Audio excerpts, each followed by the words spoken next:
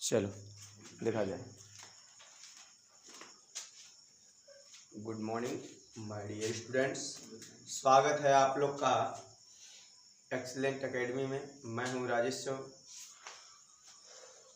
आपके excellent academy YouTube channel पे सभी लोग को, सभी छात्र छात्राओं को टीचर डे यानी शिक्षक दिवस पे ढेर सारी शुभकामनाएं और आप लोग को प्यार दुलार और आशीर्वाद। जिंदगी भर आप लोग एक सही दिशा में मुखर रहें और पढ़ाई लिखाई करें और सार्थकता के साथ आगे बढ़ते रहें। माता पिता का सेवा भाव और बड़ों का सम्मान, छोटों का आदर करें, बड़े छोटों दोनों को प्यार दें और समाज में एक अच्छा संदेश पहुंचाने का कार्य करें। इंसान को ऐसा इंसान बनना चाहिए जिससे गांव, घर, प्रदेश, जिला जो भी है, पूरे देश के हित में कार्य हो। जरूरी नहीं कि किसी का हित ही करो। अगर किसी का हित नहीं कर सकते, किसी की भलाई नहीं कर सकते, तो उसकी बुराई भी ना करो।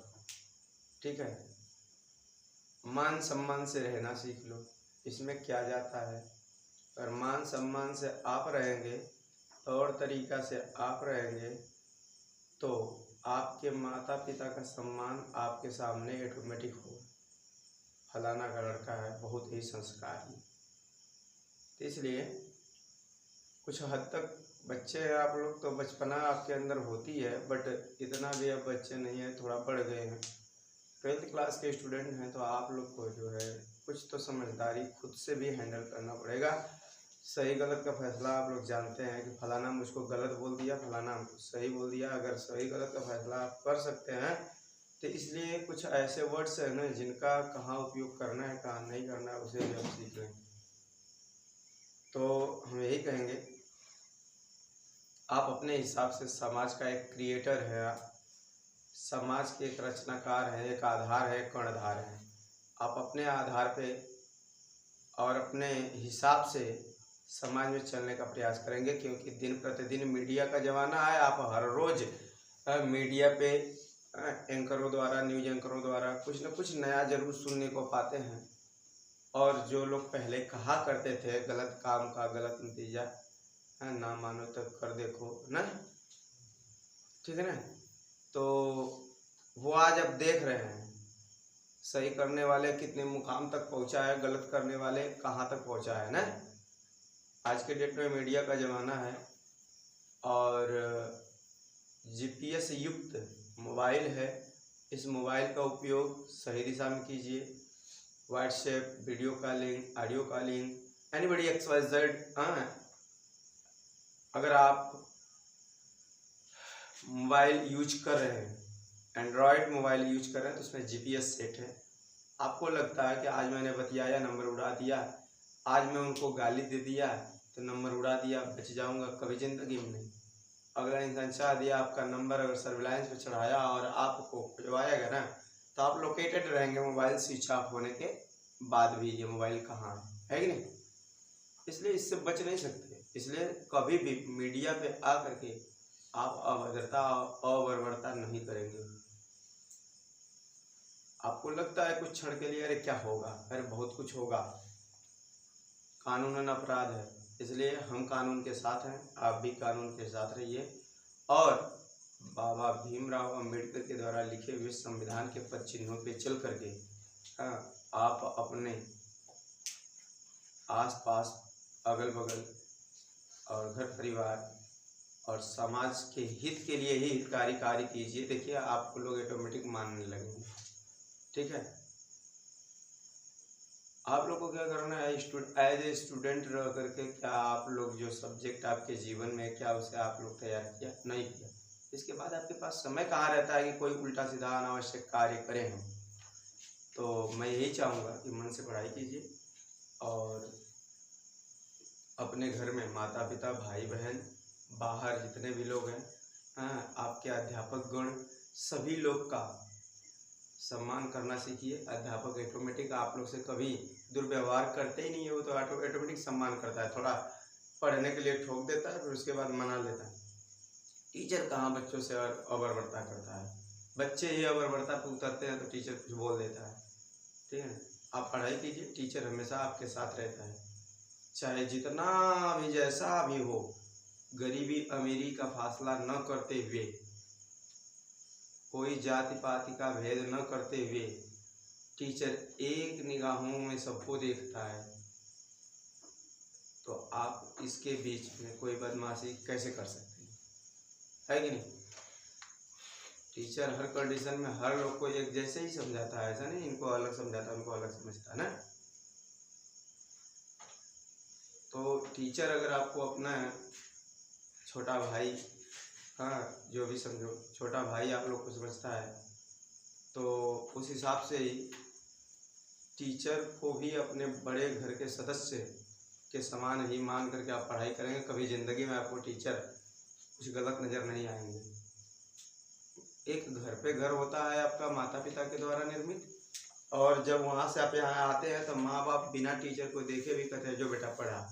इसका मतलब अभी तुम किसी के साथ घूम रहे हो, तुम्हारे माँ बाप तुमको बोलने लगेंगे कहाँ घूम रहे हैं कहाँ घूम रहे हैं। लेकिन जैसे ही आप कोचिंग के लिए आते हैं, स्कूल के लिए जाते हैं, तो माँ बाप टेंशन फ्री रहता है, बेटा कहाँ है आपका, स्कूल गया है, बेटा गया ट्यूशन गया है। मतलब उनको इतना भरोसा रहता है टीचर पे, है कि नहीं? इसका मतलब टीचर माता पिता के निगाह में भी एक उनके घर का सदस्य होता है। इसलिए अपने बहन को, बिटिया को, हाँ भाई को, सबको निसंकोच भेज देता है पढ़ने के लिए। तो एज ए टीचर की रिस्पॉन्सिबिलिटी रहती है कि वो भी आए हुए कोई भी छात्र एवं छात्रा उसके लिए भाई बहन के तुल्य होता है। ठीक है ना? भाई बहन, बिटिया, भतीजी, भतीजा इसी के तुल्य होते हैं। एक घर के सदस्य के भांति देखो टीचर को। वो टीचर और आप दोनों एक दूसरे से लगेगा कोई रिलेशन, गहरा संबंध तुम्हारे माता पिता के समान जिस रूप में देखो तो उस रूप में दिखता है टीचर। टीचर को द्रव से तुलना किया जाता है, पानी के समान। क्यों? इसे जिस बर्तन में ढालोगे वैसा ही बनेगा टीचर। मतलब है कि तुम अगर निर्मलता से पेश आओगे तो टीचर तुम्हारे साथ भी कोमलता से पेश आएगा। बात समझ रहे? अबरबरता करोगे तो थोड़ा सा तुमको सुधारने के लिए, तुमसे कोई द्वेष नहीं, तुमको सही रास्ता पे लाने के लिए थोड़ा डांट देता है, बोल देता है। तुमको ये हर्ट नहीं होना चाहिए। क्यों? क्योंकि तुम्हारे घर पे अगर माता पिता, तुम्हारा भाई तुमको डांटे बोले, तुम क्या हर्ट हो जाओगे उनसे? नहीं ना। कुछ क्षण के लिए होते हो, फिर सही हो जाते हो। अब तुम लोग उतना छोटे नहीं हो कि तुम लोग को हर्ट होने की जरूरत है। तुम लोग बहुत बड़े, 12th में चले गए, अब जिम्मेदारियों का सामना करना पड़ेगा आप लोग को। जैसे ही ग्रेजुएशन में एडमिशन कराएंगे, माता पिता खुद बोलेंगे हमारा बेटा ग्रेजुएशन कर रहा है, बड़ा हो गया है, अब घर की जिम्मेदारी संभाल लेगा। उनके आंखों में एक अलग ही चाहत है तुम्हारे लिए। तो आप लोग जो है जिंदगी में माँ बाप के उस चाहत को, उस सपना को मत तोड़ना। जो वो लोग सपना तुम्हें जब पैदा किया तब से अब तक संजोए रखा है। कुछ अच्छा ही करना जिससे उनको गौरवान्वित फील हो। कभी ऐसा उनको न फील हो कि तुम्हारे वजह से समाज में उनको सर नीचा करना हो। कौन कहता है बस बिटिया की इज्जत होती है, बेटों की बहुत इज्जत होती है। बेटा और बिटिया दोनों एक जैसे होते हैं, दोनों का सम्मान भी बराबर होता है। तुम ऐसा कभी जिंदगी में ना करो जिसके वजह से किसी की बहन बेटियां पढ़ने ना जा पाए। तुम ऐसा ना करो कि कभी भी किसी का बेटा और भाई पढ़ने ना जा पाए। दोनों पक्ष को कहा जाता है आराम से आओ, पढ़ाई करो, दिमाग में तुम्हारे पढ़ाई चलना चाहिए, प्रेशर नहीं, विदाउट प्रेशर। जब विदाउट प्रेशर तभी रह सकता है इंसान जब कोई गलत काम नहीं करता है कि नहीं। जब आप गलत काम करते हैं तो ओवर प्रेशर में रहते हैं। सोचो, जब आप गलत काम करेंगे तो ओवर प्रेशर में रहेंगे। एक बार दिमाग उधर रहेगा कि अरे हमने ऐसा किया, कोई देख तो नहीं रहा, और कोई देख लिया टेंशन और बढ़ गया। और कोई अच्छा काम कर रहे हो उसमें कोई सोचना ही नहीं है कि कौन देख रहा है। अच्छा काम करोगे तो सोचोगे कोई देखा है कि हम भी ऐसा काम कर लेते हैं, है कि नहीं। अच्छा काम करने के लिए कोई टेंशन होता ही नहीं है। बुरा काम के लिए इंसान में प्रेशर होता है, टेंशन होता है। अभी कुछ कुछ लोगों से मैं सुनने को पा जाता हूँ, मीडिया वालों से भी सुनने को पा जाता हूँ, कहते हैं बच्चों को ओवर प्रेशर दिया जा रहा है पढ़ने का, ये वो दिस दैट फलाने का। गलत बात है मेरे भाई। बच्चे को प्रेशर नहीं दिया जा रहा है। बच्चा कुछ साइड वर्क से परेशान है। पढ़ाई से कौन परेशान होता है? न पढ़ाई से कोई पागल होता है, पढ़ने से न कोई पागल होता है और न पढ़ने से कोई परेशान होता है।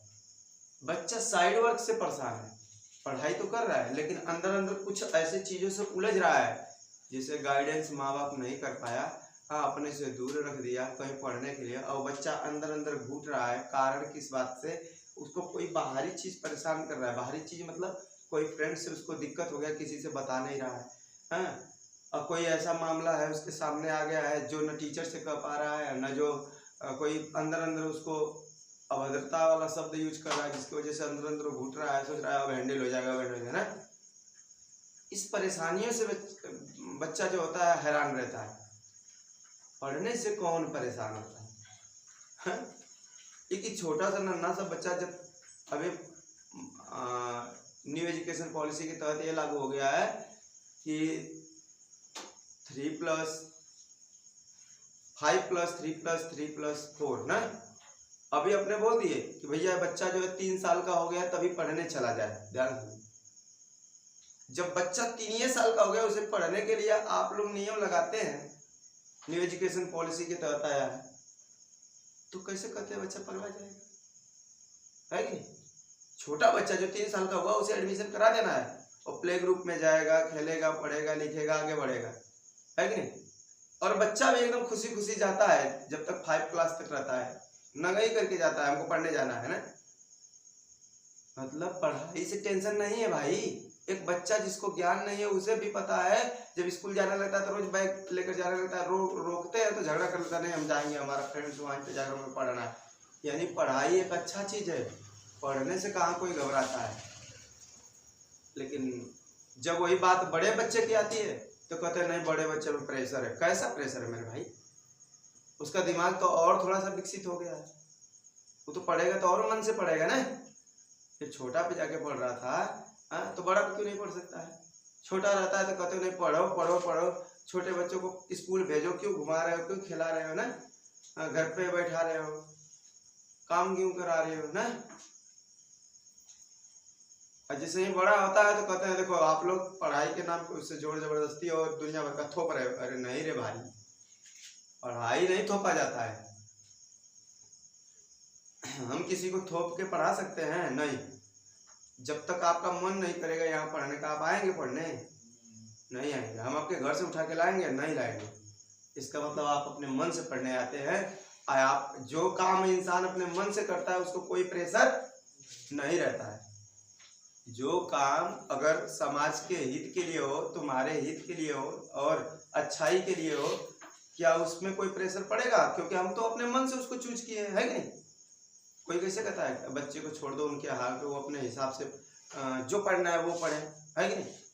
आप अपने से अपना कोचिंग इंस्टीट्यूट चूज करते हैं, तो जब आप अपने से अपना कोचिंग इंस्टीट्यूट चूज करते हैं तो आप पे कोई प्रेशर नहीं है कि नहीं। अपने मन से आते हैं। अजट्ठा हल्ला मचाएंगे, बच्चों को प्रेशर होता है। प्रेशर तो तब होता है जब उनको हाई लेवल पे जब जाते हैं उनको पढ़ने को नहीं मिलता है, तब प्रेशर होता है कैसे पास होंगे, है कि नहीं। जैसे ही वो लेवल बढ़ता है वैसे ही उनको पढ़ने के लिए चाहिए, बढ़िया रास्ता मिलेगा तो ऑटोमेटिक खुश रहेंगे।